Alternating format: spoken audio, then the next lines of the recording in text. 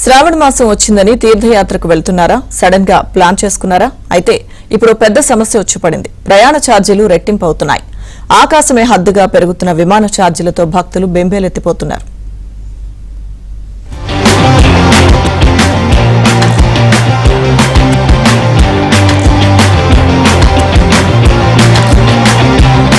తిరుమలకు అలా వెళ్లి ఇలా వచ్చేయాలి.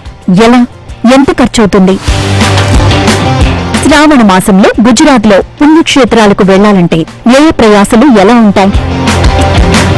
తమిళనాడు, కోస్టల్ కర్ణాటక, శబరిమల వెళ్లాలంటే బ్యాంక్ బ్యాలెన్స్ లో ఎంత తగ్గించుకోవాలి?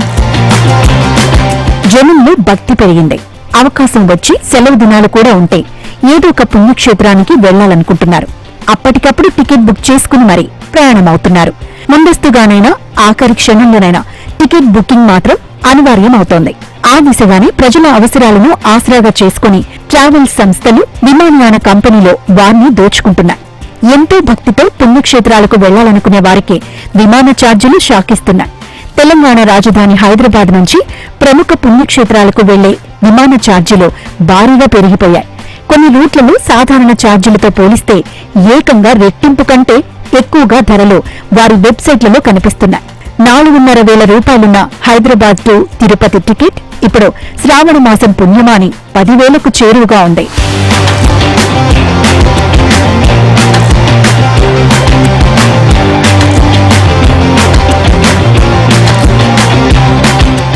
మధురైకి వెళ్లాలన్నా, మంగళూరుకి వెళ్లాలన్నా, సిరిడి, తిరుపతి, వారణాసి వెళ్లాలన్నా భక్తి కంటే ముందు బడ్జెట్ చూసుకోవాల్సిన పరిస్థితి వచ్చింది.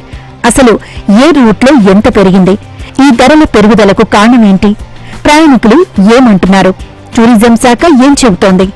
ఎప్పుడైతే ఈ పిలిగ్రిమేజ్ సెంటర్లు, ఈ టూరిజం డిపార్ట్మెంట్ పెరిగిందో దాన్ని అడ్వాంటేజ్గా తీసుకొని ఎస్పెషల్లీ ఇండిగో అండ్ ఏదైతే ఉన్నదో వాళ్ళు సింగిల్ మోనోపెల్లిగా వాళ్ళు యూజ్ చేసుకొని, ఒకప్పుడు మనం చెన్నై పోవాలన్నా, తిరుపతి పోవాలన్నా, గుజరాత్ పోవాలన్నా 5,000 నుంచి 6,000 వరకు ఉన్నటువంటి టికెట్ను వాళ్ళు ఒకటేసారి 4 టైంలు 4 టైమ్స్ ఆర్ 3.5 టైం చేశారు. అంటే వీళ్ళని పబ్లిక్ని లూటీ చేయడానికి వాళ్ళ అడ్వాంటేజ్ని బట్టి ఎప్పుడైతే పబ్లిక్ ఏ మాసంలో వెళ్తారు అనేది చూసుకొని వాళ్ళు ఫ్లైట్ రేట్ చేంజ్ చేస్తున్నారు. జనరల్గా ఇదివరకు మన టూరిజం మినిస్టర్ కానీ ఆర్ మన ఎయిర్ ఫోర్స్ మినిస్టర్ కానీ అప్పుడు చెప్పినటువంటిది ఏం చెప్పారంటే, అప్పుడు ఏవియేషన్ మినిస్టర్ గారు, ఎనీ డెస్టినేషన్ ఎక్కడికి వెళ్ళినా కానీ మనం 1 అవర్ డెస్టినేషన్ ఉంటే దాంట్లో మనకు 2,500 నుంచి 4,000 వరకు ఉంటుంది.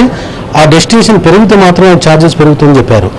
తిరుపతికి వెళ్దాం అనుకున్నాము, సడన్ గా రేట్స్ పెరిగినాయి. ఉజ్జయిని పోవాలన్నా అన్ని రేట్లు పెరిగినాయి, తిరువనంతపురం పోవాలన్నా అన్ని రేట్లు పెరిగినాయి. ఇప్పుడు ఎక్కడికి పోవాలన్నా మీ డెసిషన్ తీసుకొని చాలా కష్టం. ముందు ఎంత ప్రైస్ ఉండే సార్? ఏది టికెట్ ప్రైస్? టికెట్ తిరుపతికి 5,000 ఉండేది, ఇప్పుడు 18,000. సడన్ గా పోవాలంటే 18,000 ఉంది. సో అది తీసుకుంటే కానీ మనం శ్రీవారి దర్శనం జరగదు. సో ఫ్లైట్ లోనే పోవాలి కావాలంటే. సో అన్ని ఇంటర్లింక్ అయ్యి ప్రైస్ అబ్జార్బ్ అయిపోతున్నాయి. ఇయర్ కి ఎన్నిసార్లు ప్రయాణిస్తూ ఉంటారు సార్ మీరు?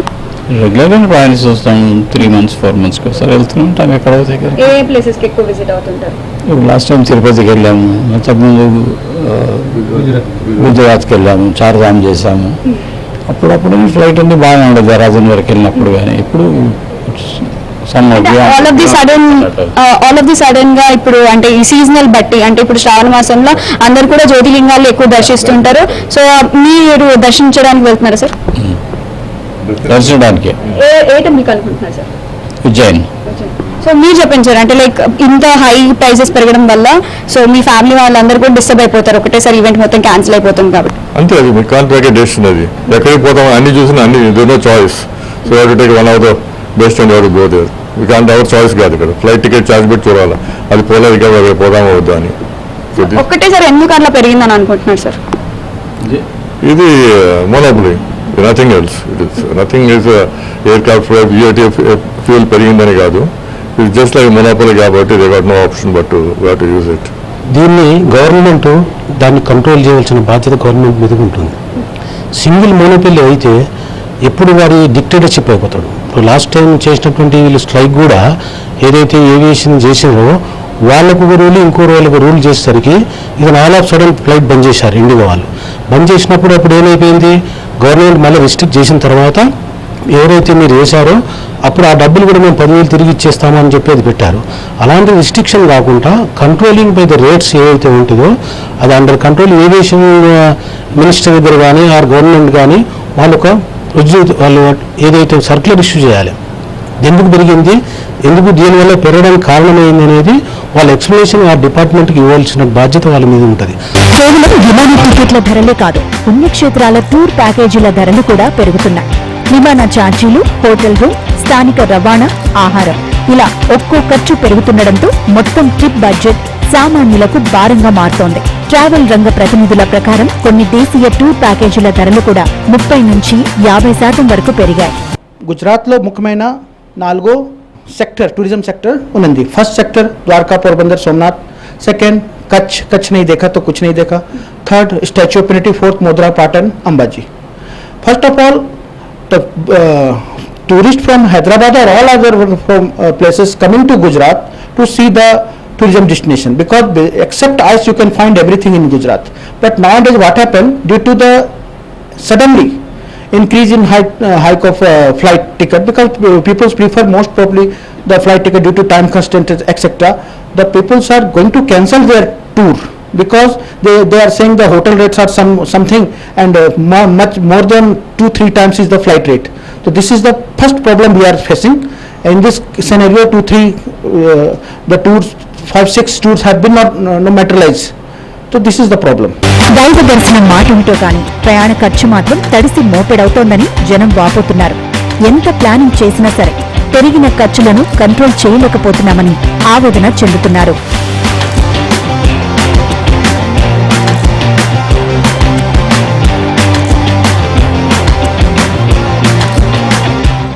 చూస్తున్నారు కదా, ఓవరాల్ గా మనమైతే టూరిజం కి సంబంధించిన ఫ్లైట్ రేంజెస్ అయితే ఇప్పటికే పెరిగిపోయాయి.